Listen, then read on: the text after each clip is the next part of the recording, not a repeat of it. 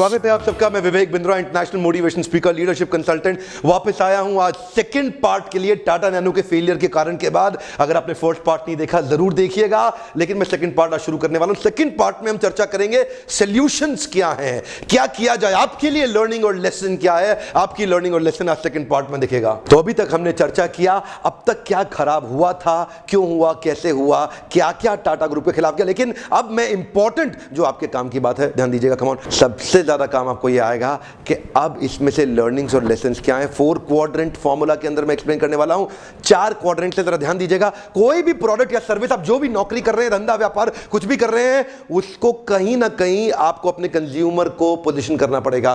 कई बार लोग नौकरी करते हैं, वो सोचते हैं मैं तो व्यापार नहीं कर रहा, मैं अपने प्रोडक्ट को कैसे पोजीशन करूंगा। ध्यान दीजिएगा, आपका बॉस आपका कस्टमर है। One more time, come on, आपका बॉस आपका कस्टमर है। आप अपनी सर्विसेज को कैसे पोजीशन करोगे ताकि जो आप सर्विस अपने बॉस को बेच रहे हो वो आपको अच्छी तनख्वाह दे सके। उसको खरीदने के लिए आपसे हर साल आप चाहते हो कि आपको तनख्वाह ज्यादा मिले। You want to get paid more for the services that you are rendering to your boss. तो प्रश्न उठता है आपके लिए सीखने के लिए क्या है, इसको आप कैसे अप्लाई करेंगे अपने जीवन के अंदर। ध्यान दीजिएगा, 4 क्वाड्रेंट्स हैं। ये 4 क्वाड्रेंट्स हैं जो वैल्यू प्रपोजिशन के क्वाड्रेंट्स हैं। या तो आप इमोशनल वैल्यू क्रिएट करेंगे अपने कस्टमर के लिए, या आप अपने कस्टमर के लिए फाइनेंशियल वैल्यू क्रिएट कर सकते हैं, या एक परफॉर्मेंस वैल्यू क्रिएट करेंगे, प्रोडक्ट अच्छा परफॉर्म कर जाता है, या रिलेशनल वैल्यू जो संबंधों की होती है। जब ध्यान दीजिएगा, 4 क्वाड्रेंट्स के अंदर टाटा नैनो ने क्या गड़बड़ की और आपको कहां पे क्या करना चाहिए उसको हम समझते हैं। इमोशनल वैल्यू आपके इमोशंस को सेटिस्फाई करता है। ये एस्पिरेशनल होना चाहिए। कई बार ये लग्जरी ब्रांड आइटम्स के साथ एसोसिएटेड होता है। कई बार रिलीजियस बिलीफ्स भी होते हैं कि इमोशनली आदमी अटैच हो जाता है प्रोडक्ट सर्विस के साथ में। कई बार सोशल बिलीफ भी होते हैं, जैसे हमने देखा कुछ पॉलिटिकल पार्टी अच्छा करे ना करे लेकिन उनके गांव के लोग उनको वोट देंगे ही देंगे, उसको बोलते हैं सोशल बिलीफ। तो ये सारी है emotional value. Automobile consumer customer in India is largely influenced by emotional value. उसके लिए गाड़ी चलाने से ज्यादा दिखानी जरूरी है। वो गाड़ी दिखाने में ज्यादा बिलीव करता है। आजकल के बिजनेसमैन हमने देखे, मीटिंग पर जाते हैं, टेबल पे तो गाड़ी की चाबी सामने रखने की कोशिश करते हैं, मोबाइल सामने, दिखावे पे, क्या कहते हैं, जो दिखता है वो बिकता है। यहां पे इमोशनल वैल्यू, हिंदुस्तान के अंदर अगर आदमी गाड़ी खरीदता है तो उसको ये प्रूफ करना है कि देखो मैं सफल हूं। यहां पे इमोशनल सेटिस्फैक्शन ज्यादा महत्वपूर्ण था बजाय कि गाड़ी है कितने की। अगला क्वाड्रेंट है फाइनेंशियल वैल्यू का। ये वो क्वाड्रेंट है जहां पे आप डिस्काउंट दे सकते हैं, एक बेस्ट प्राइस प्रोडक्ट दे सकते हैं, एक ऐसा प्रोडक्ट दे सकते हैं जो अच्छा हो लेकिन सस्ता हो। इसमें कई ऐसी पॉलिसीज और स्कीम दी जाती हैं साथ में जिसमें आदमी फाइनेंशियली अट्रैक्ट हो जाता है। हालांकि India is a price sensitive market. India में कोई भी चीज सस्ती ले आओ, आपके सपोर्टर बहुत बढ़ जाएंगे। इंडिया में कोई भी चीज का डिस्काउंट दे दो, आपके सपोर्टर बहुत बढ़ जाएंगे। प्राइस सेंसिटिव मार्केट है। लेकिन इंडियंस इस प्रोडक्ट में, जो कार कंज्यूमर है, इस मामले में उनके लिए इमोशनल वैल्यू फाइनेंशियल वैल्यू से ज्यादा महत्वपूर्ण है। इसलिए फंस गए। थोड़ी सी गलती हुई पोजीशनिंग के अंदर, कुछ नहीं, बाकी सब ठीक है। टाटा नैनो को गाड़ी खराब नहीं है, पोजीशनिंग में थोड़ी सी गलती हुई। यहां पे इमोशनल वैल्यू उतना जनरेट ही नहीं कर पाए जितना फाइनेंशियल वैल्यू पर फोकस करते रहेगा कि सस्ती गाड़ी है, लाख रुपए की है। यहां इमोशन को झटका लग गया, लटकिया। क्यों नैनो खरीदा, क्यों ऐसा प्रश्न करता आदमी। क्या मतलब, ऐसी क्या तकलीफ आई आपके जीवन में, क्या मजबूरी रह गई आपको नैनो खरीदनी पड़ गई। ऐसे प्रश्न को कोई आदमी सुनना नहीं चाहता। उसको लगता है उबलता हुआ लोहा, खौलता हुआ लोहा उसके कान में पिघलता हुआ लोहा किसी ने डाल दिया। इतना पेनफुल है कि कोई मेरी गाड़ी को लेकर के, मुझको लेकर के, मेरे स्टेटस को लेकर के उंगली उठाए मेरे पे। अमेरिका में कोई ध्यान नहीं देता। लंबोर्गिनी फरारी खरीदो तो लोग पूछेंगे, नहीं तो कोई भी गाड़ी ले आओ, वहां किसी को। इंडिया में ध्यान देते हैं लोग। फाइनेंशियल वैल्यू, हालांकि ये फाइनेंशियली अपने आप को पोजीशन कर रहे थे, वहां भी गलती हो गई। गलती क्या हो गई, वो आपको पता है, कोलकाता के अंदर, बंगाल के अंदर जो प्लांट था, वो बने हुए प्लांट को उखाड़ा गया। वहाँ पता है पॉलिटिकल पार्टीज ने क्या किया, आप अच्छे से जानते हैं। गुजरात में प्लांट आया, बहुत डिले हुआ, इन्फ्लेशन बढ़ गया था, रबड़ महंगा हुआ, स्टील महंगा हुआ, रॉ मटेरियल महंगा हुआ, उसके बाद जो टियर 1 टियर 2 वेंडर्स थे उनके सप्लाई थोड़े महंगे हो गए। गाड़ी का प्राइस 1 लाख रुपए की जगह 1,20 और 1,50 का हो गया। यानी कि जितना पोल्यूशन किया उससे 20% से 50% गाड़ी महंगी हो गई। फाइनेंशियल वैल्यू में नहीं दे पाए। ध्यान दीजिएगा, फाइनेंशियल वैल्यू क्या बोला था, लाख रुपए के अंदर गाड़ी देंगे, गाड़ी 1.5 लाख रुपए तक चली गई। वो देख करके जो व्यक्ति की एस्पिरेशंस थी कि बहुत सस्ती गाड़ी लाख के अंदर मिलेगी, अब वो ऑल्टो पे शिफ्ट होने लगा या बाइक पे वापस रुक गया। ये गाड़ी बीच में फंस गई। कई बार कुछ प्रोडक्ट परफॉर्मेंस वैल्यू के कारण भी चलते हैं। अगला क्वाड्रेंट है परफॉर्मेंस वैल्यू, होता है सुपीरियर फंक्शनैलिटी के बारे में। आपका प्रोडक्ट परफॉर्म कैसे करता है, कितना समय चलता है, इनोवेटिव फीचर्स कितने हैं, एक्सेप्शनल क्वालिटी है कि नहीं है, कितना फैशनेबल है, कितना स्टाइलिश है, कितना बड़ा लीडर है वो अपनी इंडस्ट्री का। अचानक से वीडियो करते हुए मुझे टोयोटा इनोवा का ध्यान आता है परफॉर्मेंस वैल्यू के अंदर। जानते हैं टोयोटा इनोवा एक ऐसी गाड़ी है, ड्राइवर जब साथ में कभी ट्रैवल करते हैं बताते हैं साहब 3 लाख 4 लाख किलोमीटर चल जाए, गाड़ी कभी खुलती ही नहीं है। परफॉर्मेंस के मामले में इनोवा बहुत शानदार गाड़ी। आपका प्रोडक्ट किधर पोजीशन करोगे इस पर निर्भर करता है कि आपके कंज्यूमर की नीड क्या है।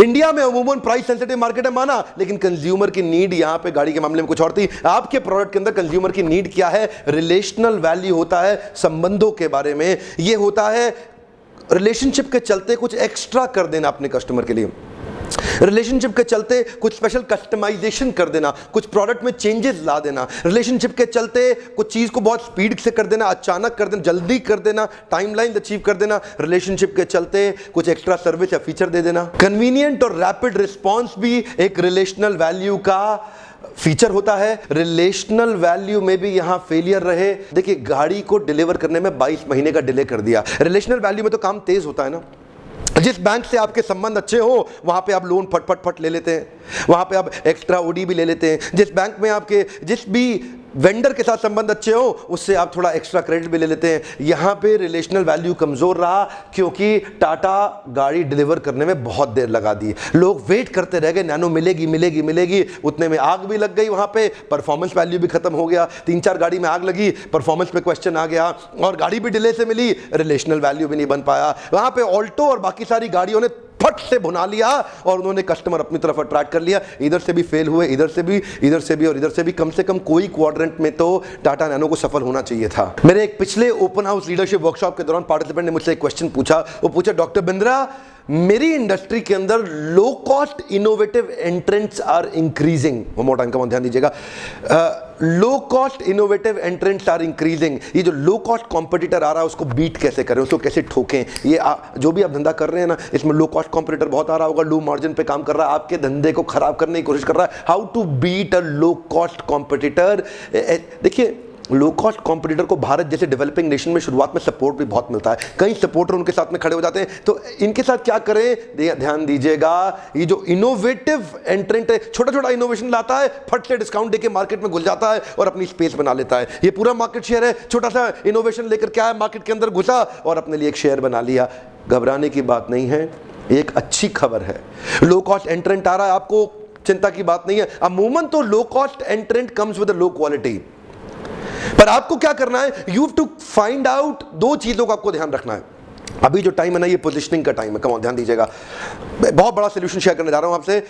डिटेल में तो मैं ओपन हाउस वर्कशॉप में शेयर करूंगा, आइएगा, आप मिलिएगा मुझसे। पर अभी थोड़ा समझिए, 2 चीजें हैं। पहला, अपना टारगेट ऑडियंस बार बार रिव्यू करिए। आपका एक्चुअल टारगेट ऑडियंस है कौन। नैनो ने भी ये गलती किया था पीछे, पर आप ध्यान दीजिएगा, आपका जो भी प्रोडक्ट सर्विस है, आपका टारगेट ऑडियंस कौन है उसको बार बार रिव्यू करिए। और उसके बाद सेकंड रिव्यू का क्वेश्चन है, आपका वैल्यू प्रोपोजिशन क्या है आपके टारगेट ऑडियंस को। अब समय आया है, लो कॉस्ट एंट्रेंट घुसा, आपको घबराने की जरूरत नहीं है। खाली ये 2 प्रश्नों के उत्तर निकाल लो।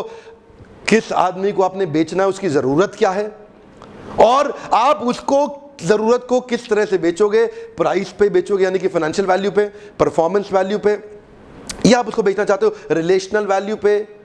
आप कौन सी वैल्यू पे आप उसको बेचना चाहते हैं, या इमोशनल वैल्यू पे बेचेंगे आप उसको। देखिए, इंडस्ट्रीज बहुत सारी हैं, सारी इंडस्ट्रीज का नाम नहीं लूंगा, आप किसी भी इंडस्ट्री से हो सकते हैं, लेकिन आपको 2 प्रश्नों का उत्तर निकालना है। आपका एक्चुअल टारगेट ऑडियंस कौन है, मतलब किसको आप अपना प्रोडक्ट पोजीशन करने जा रहे हैं। उस हिसाब से फिर आप रिवर्स मैन्युफैक्चरिंग करेंगे, रिवर्स प्रोडक्शन करेंगे, रिवर्स सर्विसेज को तैयार करेंगे। और दूसरा, उसको आप कौन सी पोजीशनिंग पे बेचेंगे। सामने वाले ने प्राइस वैल्यू यानी कि फाइनेंशियल वैल्यू पे बेचा, कोई जरूरी नहीं है कि फाइनेंशियल वैल्यू पे ही पूरी मार्केट को वो खा जाएगा। फाइनेंशियल वैल्यू की एक लिमिटेड मार्केट सेगमेंट होती है, उसी के दौरान क्या आप बाकी तीनों में से कोई और पोजीशनिंग को भी ले सकते हैं। बहुत से कॉर्पोरेट्स मुझे इनवाइट करते हैं, लगभग 1,500 क्लाइंट्स हैं मेरे, जो अपनी वैल्यू प्रपोजिशन की कम्युनिकेशन को इंप्रूव करने के लिए मुझे इनवाइट करते हैं। मैं उनकी लीडरशिप के साथ बैठता हूं और उनके लीडरशिप को हम डेवलप करते हैं कि अपने प्रोडक्ट सर्विसेज को पोजीशन करने के बाद कम्युनिकेट कैसे करना अपने क्लाइंट को, आपके स्टेक होल्डर्स को आपको बताना कैसे है, किस ढंग से बताना। टाटा नैनो ये बताना भूल गया था कि ये गाड़ी रिलायबल है, सस्ती तो है लेकिन रिलायबल बहुत है, वो बताने में बहुत मेहनत नहीं कर पाया। ध्यान दीजिएगा, अगर फिर भी आपको ये वीडियो से अपना प्रोडक्ट पूरी तरह से नहीं क्लियर हो रहा तो आप मेरे साथ ओपन हाउस वर्कशॉप में जरूर आइए। ये वर्कशॉप्स में करता हूं। देखिए, पूरा महीना मैं कॉर्पोरेट के साथ समय बताता हूं, महीने में 2-3 दिन मैं ओपन हाउस वर्कशॉप्स करता हूं, जहां पे बाकी भारत की आम जनता जो किसी कॉर्पोरेट में काम नहीं करती लेकिन व्यापारी, लेकिन आगे बढ़ना चाहती है टियर 2 टियर 3 सिटी से, तो वो ट्रैवल करके मेरे पास आते हैं, मेरे साथ में वर्कशॉप अटेंड करने के लिए। आपको करना क्या है, इस मोबाइल नंबर पर फोन करिए, पता करिए कि कौन सा प्रोग्राम कितने का है, उसकी डेट क्या है, क्या खर्चा है, क्या इन्वेस्टमेंट है, ताकि आपको भी फायदा हो सके। देखिए, मैं एक मिशनरी आदमी हूं और मैं आपसे इस मिशन में छोटा सपोर्ट चाहता हूं। मैं सपोर्ट कुछ क्या चाहता हूं, इतना ही सपोर्ट चाहिए कि अपने आसपास जरा घूम के देखिए और देखिए कि किस आदमी को इस वीडियो से मदद हो सकती है। जिसको इस वीडियो से मदद हो सकती है उसको ये वीडियो शेयर कर दीजिए। आपका कुछ ज्यादा नहीं लगेगा, लेकिन हो सकता है उसका बहुत फायदा हो जाए। ये वीडियोस हमारे लिए 2 वे लर्निंग प्लेटफॉर्म बन गए हैं। आपके हर कमेंट को मैं ध्यान से पढ़ता हूं। आज मेरे 2 प्रश्न हैं आपसे, अगर हो सके तो उत्तर दीजिएगा, मैं उसे पढ़ूंगा। पहला प्रश्न है, टाटा नैनो की केस स्टडी से मेरी लर्निंग्स क्या है। वन मोर टाइम का ध्यान दीजिएगा, टाटा नैनो की केस स्टडी से मेरी लर्निंग्स क्या है। और मेरा दूसरा प्रश्न है, इस लर्निंग को मैं अपने प्रोफेशनल करियर में कैसे इंप्लीमेंट करूंगा।